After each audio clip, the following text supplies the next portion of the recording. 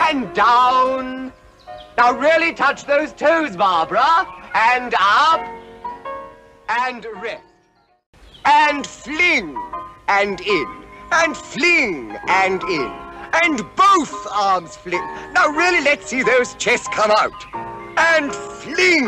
And in. And fling. And in. And fling. Oh, Matron, take them away.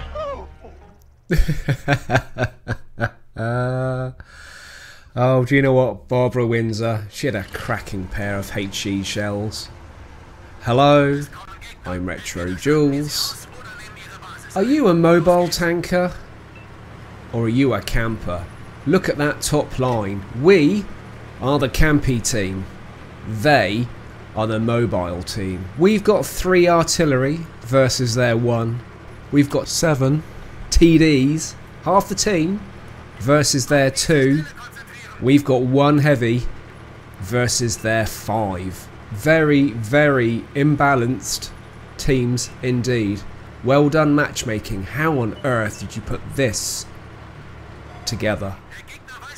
I'm in my tier 9 Leo, a tank I've really enjoyed since this gameplay. I've got a mark of excellence on it. I've been quite consistent with this tank. I'm not keeping this tank. This tank has quite a few of my tanks just lately have all been about getting the tier 10 versions.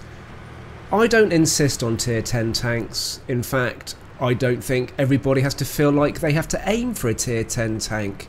A lot of sort of YouTube videos steer you towards, you've got to get tier 10, you've got to get to tier 10, that's the best tier for you, that's where the big gamers are, that's where it all happens. And it really isn't true. Any tier is good for anybody if you enjoy the game. However, at tier 10 you are always top tier, and there are some excellent tanks. And I've been concentrating on the mediums just lately, and for whatever reason the mediums I've been playing, whether it be the AMXs, the Batchats, the Leos, the Centurions, the tier 10 versions of those have been far superior, which is why I've been heading for those. So we're the campy team, they're the mobile team. Which team do you think is going to win? And you can see we are camping. We have got 3 TDs on the hill at C8, 1 TD of all places still in the cap circle, 3 artillery at the back, 1 TD covering nicely at A4, and me spotting at D5. And just as well I've got the binoculars too. Now my only concern here really is if I get rushed by the enemy, because if I do, I don't think I've got a lot of support, and I don't know if our team have got good lines of sight into this bowl that I keep popping up from. So this was a new crew when I started my tier 9 Leo.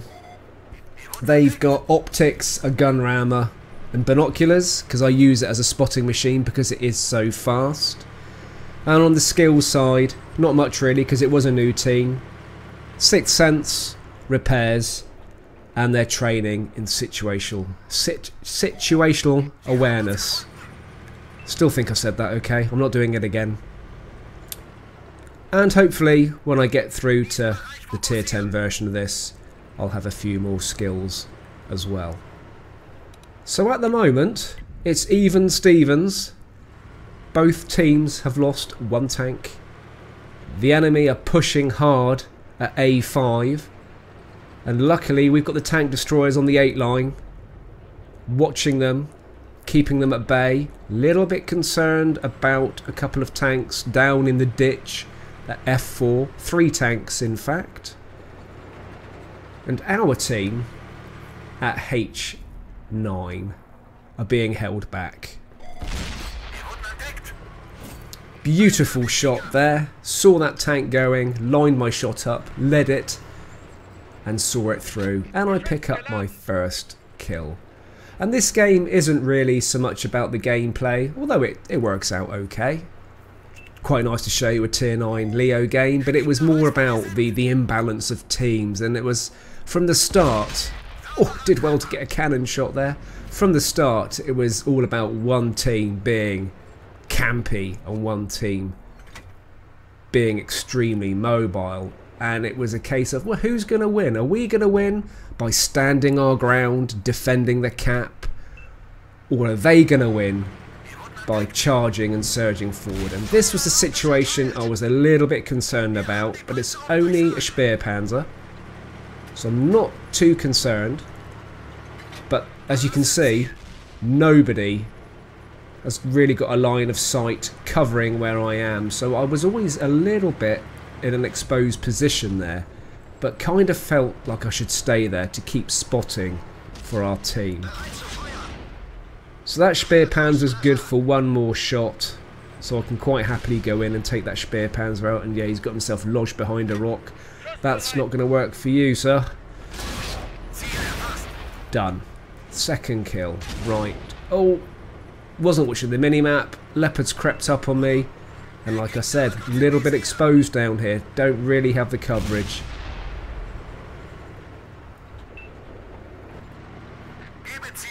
Can I get a shot in the top of that Leo? Oh, nice. That'll do it. Could really do with a little bit of help, guys. Is anybody going to come and help me? Oh, brilliant. Leo's taken out. And the triangles, brilliant, are moving forward. Our whole team is starting to advance. They've realised we've got this game in the bag. Now I make a bit of a mistake here, because there's that Skoda T50, that autoloader, and for some reason I think it's clear when I go in that direction. And watching this replay back, I obviously just didn't keep an eye on the minimap and just didn't really click that that tank was down there. I'm not too confident with my health. I'm not sure what that tank can do with its autoloader. You see, I come surging in, or maybe I didn't know how much health it had. Either way, bad move. Not impressed with that, because now I'm out in the open, and yeah, wide open. But fantastic artillery shots come flying in and get good old Retro out of a pickle. Baby waffle up there. So we've got our triangles moving in on that area. That light tank's going in. So I decide that I'm going to go and help the other side of the map, where we're a little bit light on tanks and where the enemy are, and hopefully find Artie. But that object kind of puts the scuppers on me racing across to find Artie. But I'm going to poke my head up. You never know. Artie could be at the back there. And I'm so focused on that TD that I don't even notice Artie light up on their mini-map. I'm concerned about that object turning around to face me, so I'm not going to pop up. There's Artie. Fluffs its shot. And why go hunting Artie when Artie can come and find you? Artie down. So, a roundabout mission completed. That object side on again, try and get an engine shot if possible. Oh, it moves. Still get a shot in the side. Oh, is it turning round? Get out of the way for a reload. 2 tanks to go. Well, I am glad to say that our campy team absolutely slaughtered the enemy. That was much more mobile than we were. And I was really surprised. I thought we'd camp and we would lose. But we won. Our campy triangles found their time to surge forward. And for me, a really pleasing game. 73,500 silver. Just under 7,000 XP with some missions and a triple. Just under 3,000 damage. 1,600 assisted. And Retro comes top. Well, it was really good to see that a side full of triangles and campy squares can absolutely slaughter the enemy.